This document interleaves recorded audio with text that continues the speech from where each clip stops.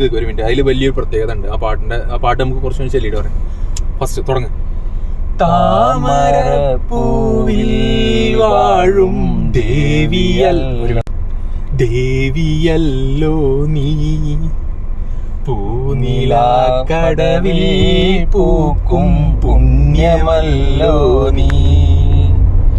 താമരപ്പൂവിൽ വാഴും ദേവിയല്ലോ നീ, പൂനിലാക്കടവിൽ പൂക്കും പുണ്യമല്ലോ നീ. കവിയുടെ ഓരോരോ വരികളുണ്ടല്ലോ, അത് ചിലത് പാടാനേ കിട്ടില്ല നമ്മൾ ആദ്യമായിട്ട് കുറെ കാലത്തിന് ശേഷം പാടല്ലേ. ഒന്ന് ആ വരികൾ പാട്.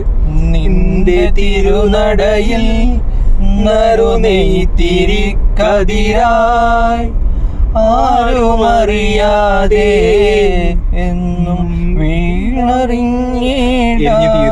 ആ വീണൊഴിഞ്ഞിടാം. ഓക്കെ. സാന്ദ്രചന്ദനമായി നീ വന്നു ചേർന്നാലേ എന്നുമീ ശീലകം ധന്യമായിടും.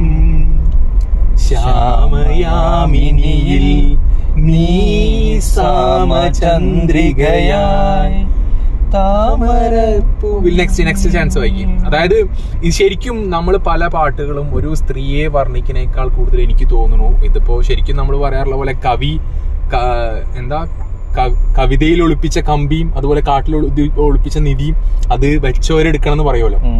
അവർക്കാണ് അത് എന്താണ് അവർ ഉദ്ദേശിച്ചത് എന്നുള്ള അറിയുള്ളൂ. അപ്പൊ ഇതിൽ ശരിക്കും എനിക്ക് പല പാട്ടിലും തോന്നിയിട്ടുണ്ട് ഒരു സ്ത്രീയെ വർണ്ണിക്കുന്നത് പോലെയാണ് പാട്ടെങ്കിൽ കൂടി അത് ശരിക്കും ദൈവത്തിനായിട്ടും കണക്ട് ആവുണ്ടാവുക.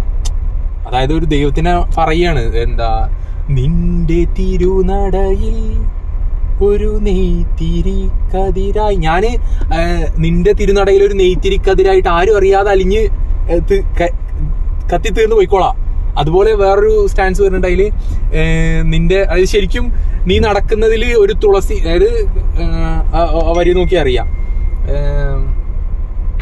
ലാസ്റ്റ് ചാൻസ് ആണത്. അതായത് ഞാന് നിന്നെ പൂജിക്കുന്ന ഒരു തുളസിയുടെ കതിരായി ഞാൻ അവിടെ ആ പാദത്തില് കിടന്നോളാം എന്നൊക്കെ പറയുന്നത്. അതായത് അതിനെ സ്മരിക്കുകയാണ്, ദൈവത്തിനെ സ്മരിക്കുകയാണ് ഫുള്ളി.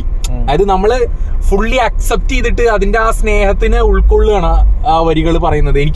നമുക്കുണ്ടല്ലോ ഓരോരോ കവിതകൾ കേൾക്കുമ്പോഴും അതില് നമ്മളുടേതായിട്ടുള്ളൊരു വീക്ഷണം വരുന്നത്. അപ്പോ അങ്ങനെ എനിക്ക് പല പാട്ടുകളും തോന്നിയിട്ടുണ്ട്. പിന്നെ ഇവരുടെ ബ്രില്യൻസ് അപാരാണ്. അത് ഇവരെല്ലാം എഴുതിയിരിക്കുന്നത് നമ്മുടെ